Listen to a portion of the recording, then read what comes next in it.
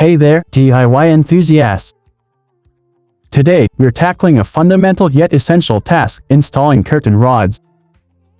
Whether you're sprucing up your space or adding a personal touch with new curtains, join me as we walk through the step-by-step process of DIY curtain rod installation.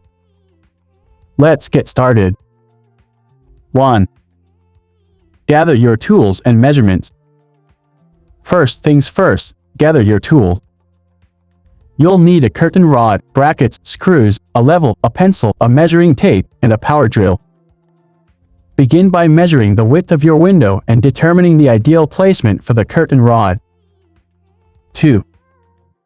Marking the placement and installing brackets. Using a pencil, mark the spots where the brackets will be installed. Ensure they are level and aligned with each other. Then, using a power drill, attach the brackets securely to the wall following the marked spots.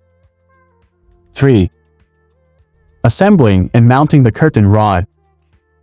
Next, assemble your curtain rod according to the manufacturer's instructions. Once assembled, place the rod onto the brackets. Ensure it fits snugly and is evenly supported by the brackets. 4. Checking for levelness and adjustments. Double check for levelness. Use a level to ensure the curtain rod is straight and aligned.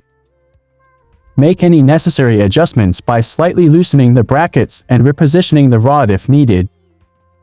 5. Hanging your curtains and final touches. Finally, it's time to hang your curtains. Slide the curtain panels onto the rod and adjust them to your desired placement. Ensure they hang evenly and create a symmetrical look. And there you have it, folks. Your DIY curtain rod installation is complete. If you found this guide helpful, give us a thumbs up and don't forget to subscribe for more DIY home improvement tips. Until next time, happy decorating!